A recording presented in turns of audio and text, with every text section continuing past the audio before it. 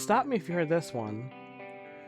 In 2019, we're going to have an anime character turn to face the audience, look the viewer dead in the eye, say in perfect English, "I am transgender," and we'll have otaku boys trying to insist there's an intricate Japanese historical context for why they aren't. Oh my goodness, not their glorious, precious Nippon where trans people don't exist. Anyway, did we get that?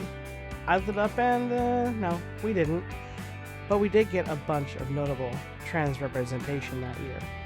Let's go over a few of them. But first, a disclaimer. If you come onto this video and post hateful comments, we will laugh at you. You'll be made a spectacle of. You will not get a debate. I'll probably lose a few more subs off of this, but whatever.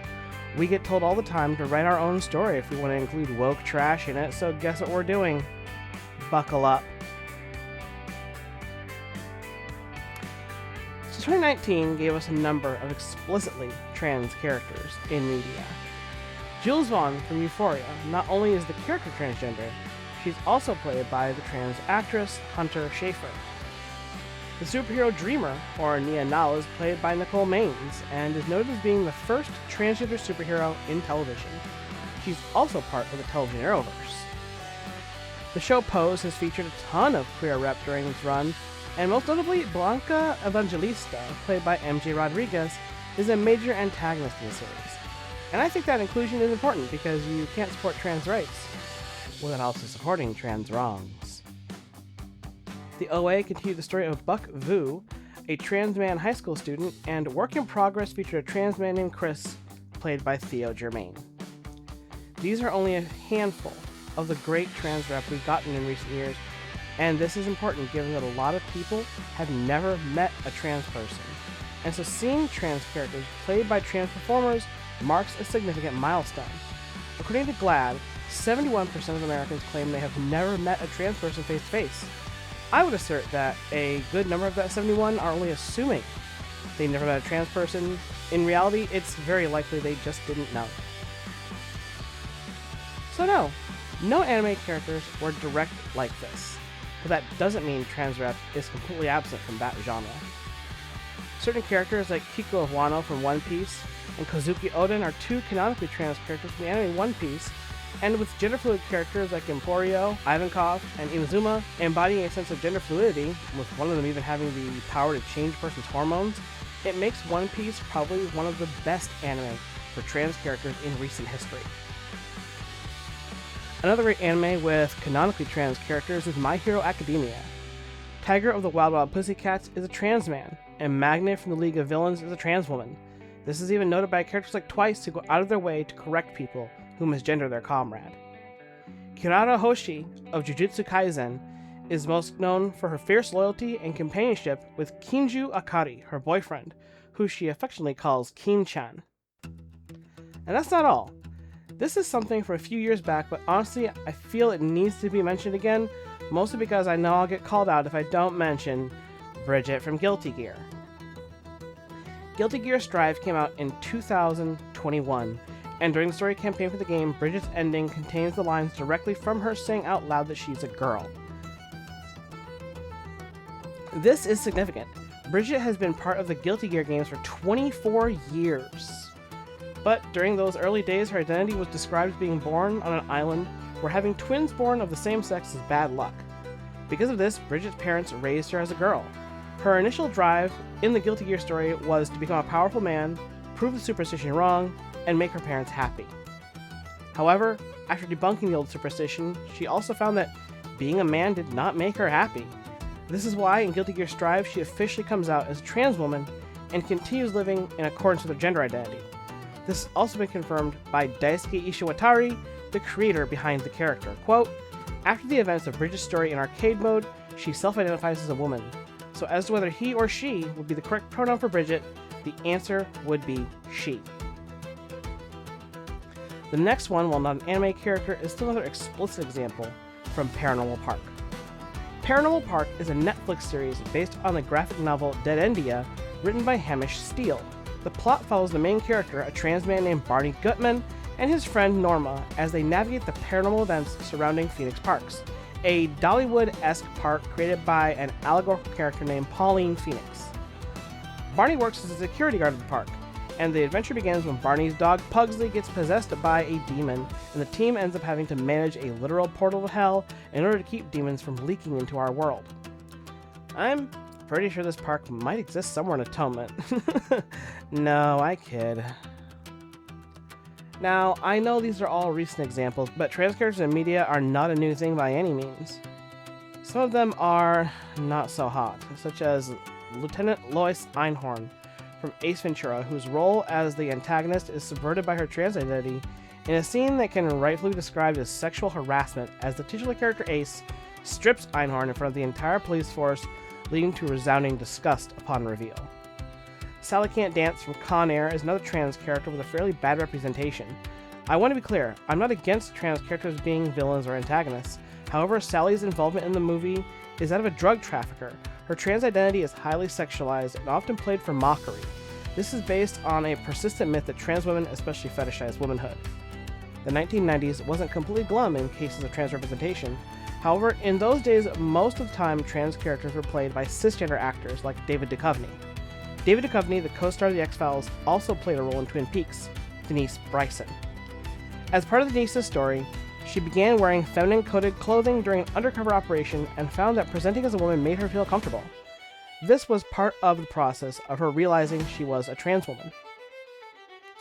This might not be intentional, but it's very similar to a real trans woman who existed all the way back in the 1770s named Charlotte d'Elm. Charlotte isn't a fictional character, even though the story of her life has been adapted many times. The anime Les Chevaliers is loosely based on d'Elm, wherein the character is inhabited by the soul of his dead sister and undergoes a sort of spiritual transformation anytime that battle is required. The anime is really pretty, and the plot is definitely worth a watch, especially if you get into anime like Black Butler or Witch Hunter Robin. The real Charlotte d'Elm served the French army for many years as an undercover spy and a swordsman. Swordswoman? Soldier. As far as I know, soldier is gender neutral. During her tenure, Charlotte even infiltrated the court of Catherine the Great. She was captain of the Dragoons during the 7 Years' War, played a crucial role in negotiating the Treaty of Paris that ended that war, maintained a reputation as one of Europe's finest fencers, and even competed professionally while in full femme regalia of the era. Charlotte d'Elm fought courts in France for years to be recognized as a woman on her official paperwork. It cost her a position in the army and even led to her being unable to serve during the American Revolutionary War, despite making great efforts to do so. In 1777, Charlotte was officially recognized as a woman under King Louis XVI. Stories of transgender people go back even further than that. I don't want to discount non-binary folks here, so why don't we mention the public universal friend?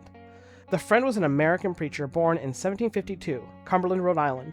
After suffering an illness in 1776, the Friend claimed to have died and been reanimated as a genderless evangelist. Afterwards, the Friend shunned both birth name and all pronouns, and the Friend began dressing in androgynous clothing and preached through the northeastern United States and created the Society of Universal Friends. The Friend's theology was broadly similar to that of Quakers and preached free will, opposed slavery, and supported sexual abstinence. Scholar Scott Larson suggested in 2014 that the Friend was an important person in transgender and non-binary history. It should be noted that most references to the Friend also avoid pronouns of any kind and are simply referred to as the Friend. You know, I just had a thought while writing this, so I wonder if you'll humor me on a tangent. Honestly, if you watch my videos regularly, all you do is humor on wild tangents, but hear me out. If non-binary expression is related to having a social schema of a gender that does not align with male or female sex, but you have an alien species that only has one sex representation, such as Namekians of Dragon Ball Z or the Asari of Mass Effect, wouldn't that effectively make them a non-binary alien species? If a species only has one or more than two, that's definitionally non-binary. Come to think of it, every full-blooded Psychic I've met seems to either identify with feminine or a genderless expression. And I know Psychic's sexual representation is more complex than just one or two, but I'll save that for a different video. Do any of you even know what a Psychic is? Let's talk about this picture. What the hell happened to Pat, right? They're shedding a much needed weight with all that hair. In case it hasn't been clear enough yet, as one of the creators of the series, I want to get it explicit. Paddy Smith is a transgender man living in 1300s Scotland. I want to emphasize the D sound here rather than the T in Patty. This is because while Patty is generally seen as the shortened form of Patricia in Scotland and Ireland, the name Padraig, which is the Irish form of Patrick, is where the name Paddy comes from, with emphasis. So, I have gotten comments before when talking about the series out in the wild, places like Facebook and Twitter, claiming that Paddy wouldn't be able to exist in medieval times, that he would have been attacked or shunned or whatever other kind of mythology they want to tell themselves. But in all actuality, that's honestly not true. While there was a certain stigma around cross-dressing during those times, it would have been viewed much the same level of scrutiny as being an apothecary or blacksmith. Keep in mind, sometimes blacksmiths were accused of witchcraft if their smithing ability was just so good.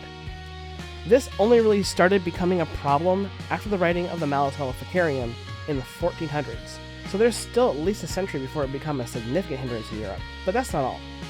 Keep in mind, Cassandra believes in the old gods, the Tuatha, and the good people. Given that, I'd like you to consider Beinn Manair. Beinn Manair is an Irish figure often identified as being gender fluid. Their myth states they were dissatisfied with being born in a female body and took on a variety of different forms before settling on one, that of a young mortal man. This story shows a sacrifice of power, godhood, for the comfortability of one's own body, and this is the type of story that a lot of transgender people can relate to. This is also similar to a French story of Roman de Silence. In the story, Roman is born female and gets caught up in a dispute for patrilineal inheritance. So basically, Roman's father died and had no other children, but because Roman was born female, the magistrate wasn't willing to let her own her father's land. So, Roman goes on an epic quest, becomes a soldier, slays a dragon, and marries a princess. At the end of the story, Roman is transformed into a man, takes back his father's land, and lives on with his wife, even having several children. Keep in mind, this story was written probably sometime in the mid-1400s. Other Irish figures such as the Morrigan and Manannán mac Lir also embody a sort of liminality between masculine and feminine, the Morrigan being both a war and power goddess, but also serving as a motherly and fertility role, and mac Lir being considered for his ability to shapeshift, not to mention being a water god, being gender fluid and offering a queer perspective into early myths. Loki, from Norse mythology, is another gender-fluid god, often adopting a feminine guise in many myths. So often, in fact, that in the Lokasenna, Odin accuses Loki of liking it, which is pretty big coming from Odin, who also lived several years as a nursemaid on Earth and learned satyr, feminine magic, from his wife Freya. Greeks had stories like Tiresias, Cypriades, Caeneus, and Leucippus. Although a commonality in Greek stories always framed men turning into women as a punishment, while viewing women turning into men as a reward. Greeks did have at least one transgender or potentially intersex god, Hermaphroditus. Hermaphroditus is the child of Aphrodite and Hermes. Their name is a compound of the two parents, and this is where we get the now obsolete term hermaphrodite, referring to someone generally who is gonadal intersex, having both male and female sex organs. Statues of Hermaphroditus show them with a feminine top half and a masculine bottom half. According to Photius, Hermaphroditus is the same divinity as Aphroditus, the version of Aphrodite that is often depicted with phallic features. There's a large misconception that transgender identity is new, but in reality this is a concept as old as human society. There is actually a biological advantage to queerness in social species. Often queer people couldn't or don't produce their own children. However, their contributions to the community has still mattered. They could even help take care of children whose parents could not. Perhaps they were orphaned or could serve a master-apprentice relationship.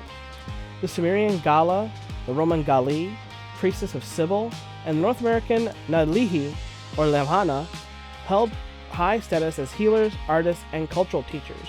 These roles date back to around 5,000 years BCE across the entire world. That being said, there are a number of characters that, while not explicitly transgender, have many similarities to the trans experience, and because of this, trans people tend to identify with their stories. Doing this sort of personal projection is typically called headcanon in fandom. A headcanon is like a personal belief that a person takes as truth for how they interpret a character. This is also known as coding characters like I discussed earlier. For this, I'd like to look at Star Trek. Star Trek Discovery introduced the first explicitly transgender and non-binary characters of the franchise in Season 3. Gray Tal, a trans man Trill, and Adira Tal, a non-binary human. Jesse James Keitel appears as the character Angel in Star Trek Strange New Worlds. During that time, Keitel identified as non-binary and used they-them pronouns. However, in 2022, she came out fully as a trans woman. Angel in this case is explicitly non-binary, but what about characters that aren't so explicit? The Trill are a popular choice. The Trill are a humanoid species from Trillius Prime. A small percentage of Trill harbor a sentient symbiotic life form called a symbiote.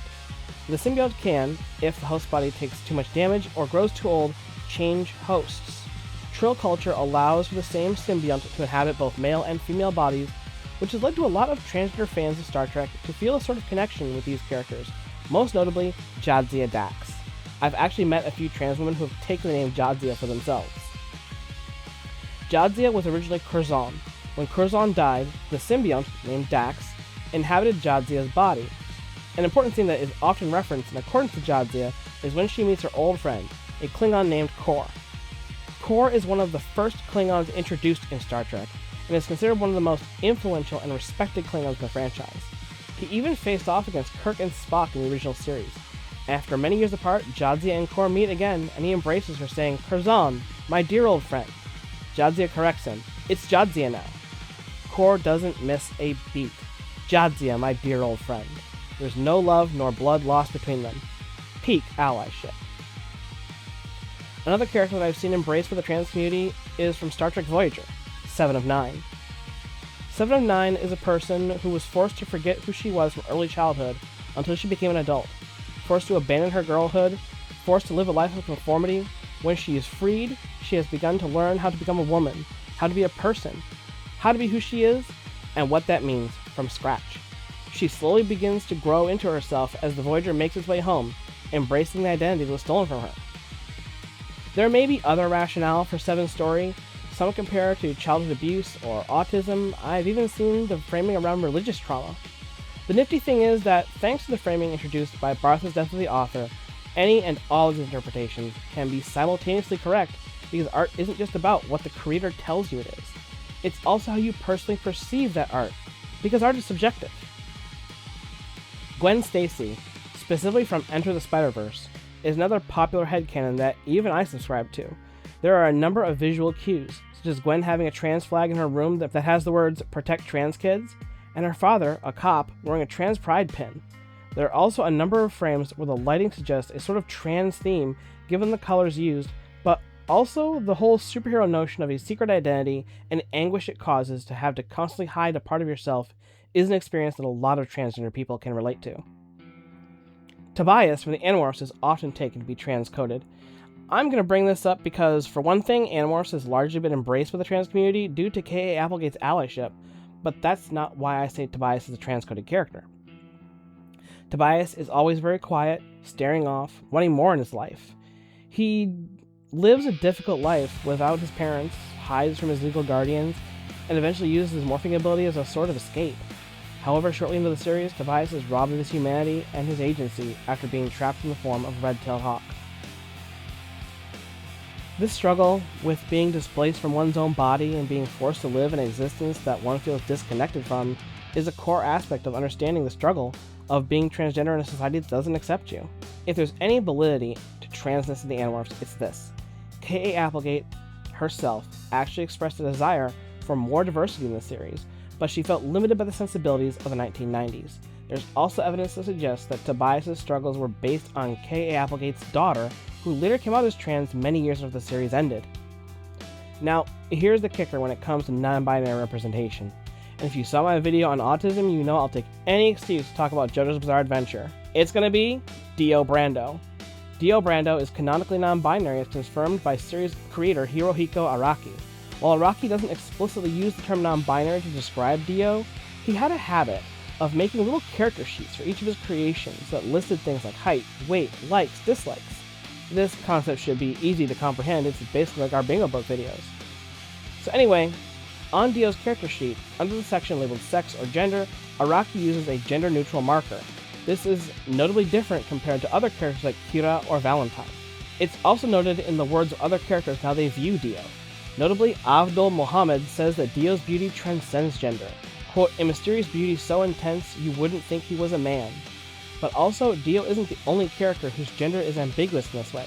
Dragona Joestar of JoJo Lands is widely considered the first prominent transgender character in the series. Despite being known as the older brother of Jodio Joestar, Dragona frequently presents femininely, wears feminine fashion, and is indicated having cosmetic injections in her chest to give the appearance of breasts. This is potentially either a reference or a misunderstanding of how subcutaneous estradiol injections work, given their effects on trans women. When a trans woman takes subcutaneous estradiol, the injection is placed in a fatty part of the body, typically the thigh or the rear. Over time, the increased level of estrogen will cause breast tissue to develop in a similar fashion to how female puberty occurs. It should be understood that Dragona uses feminine-coded Japanese words to refer to herself, specifically the pronoun atashi. Atashi is a feminine informal first-person pronoun similar to I or me in English. Araki is typically very intentional when it comes to differences in how Japanese language is gendered and how he expresses that in his characters. For instance, Jotaro's catchphrase, yare yare daze, is the masculine, while Jolene's yare yare dawa is feminine. So, it's obviously an intentional choice by Araki that Dragona uses feminine pronouns.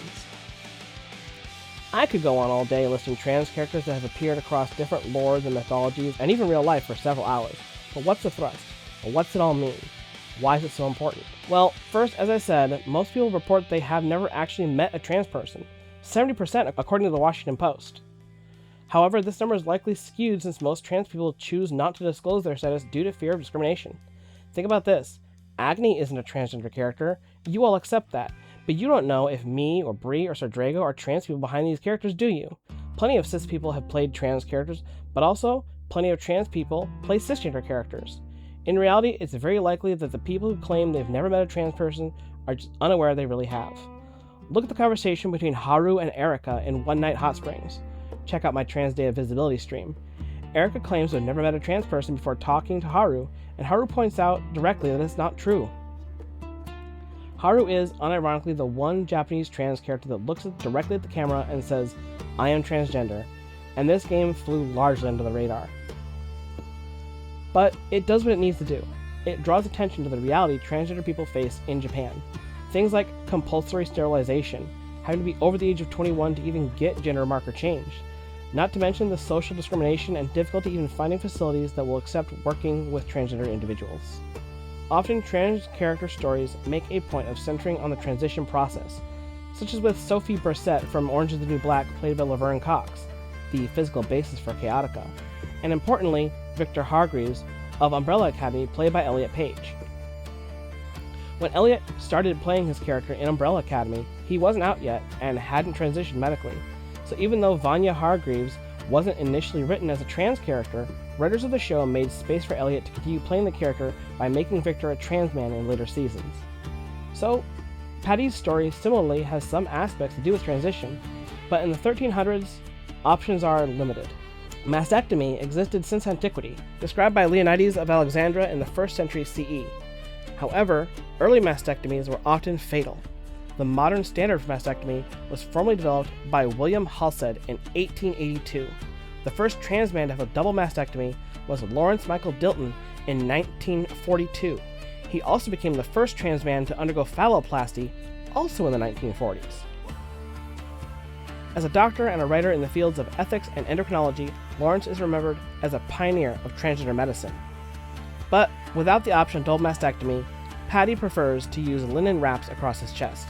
Initially, this is framed as keeping his breasts out of the way of the forge fires, but per his own admission, it made him feel broader sideways and flatter in the front.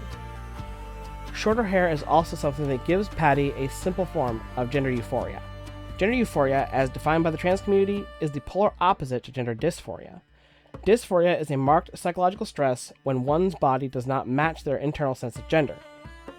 So, gender euphoria is a marked happiness or joy that arises when a person's body matches their internal sense of gender. Recent studies using virtual reality simulation has shown that when a trans person is shown their body slowly morphing to look more like the gender they identify with, their brain drops dopamine, the happiness chemical, and causes similar sections of the brain to light up as their cisgender counterparts. So, in Paddy's case, if he was to submit to one of these brain scans in modern day, As his body slowly became more masculine, he would expect to see similar dopamine receptors light up as if we were doing the same types of scans to Shane or Tam. Conversely, if Shane or Tam were to see these brain scans and watch their bodies morph to become more feminine, we would expect to see the distress in the brain in a similar pattern to Paddy's when they experience dysphoria in themselves. This is because cisgender people whose gender identity aligns with their birth sex, can still experience gender dysphoria. Speaking of gender-affirming care and mastectomy, statistics show that the majority of mastectomies, especially those done on minors, are from cisgender boys who have gynecomastia. It should be important to remember that gynecomastia is not dangerous or life-threatening, and that the choice to get mastectomy when a person has gynecomastia is entirely cosmetic. There is literally not a single argument against mastectomy for trans men that can't also be applied to cis men with this condition. So why is this so important to us? Because trans people deserve love and support. Tales of Atonement is written by 2 queer women, and Agni is voiced by a trans woman. We are writing the stories and the characters. We've been told time and time again that if we want to see these characters in media, we have to represent them. Alright? Challenge accepted. So I want to know what you think. Leave a pink, white, or blue heart down in the comments below if you support trans people, and share this video with a trans person you know. Remember to watch Tales of Atonement Monomyth and follow Paddy's story. If his feelings resonate with you, I encourage you to ask questions. However, once again, any hateful comments will be thoroughly mocked. If you're a bigot, post at your own peril.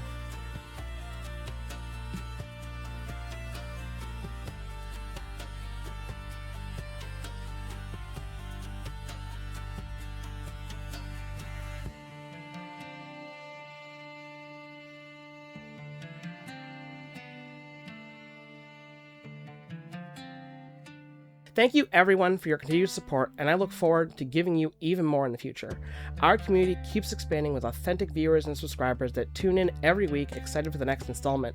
Whether that's listening to my world-building rants or tuning in for a full episode, you're the ones that keep this channel afloat against an unforgiving algorithm that keeps trying to douse the flame. That's the meaning of many a mickle max a muckle. Many smaller things making a big thing.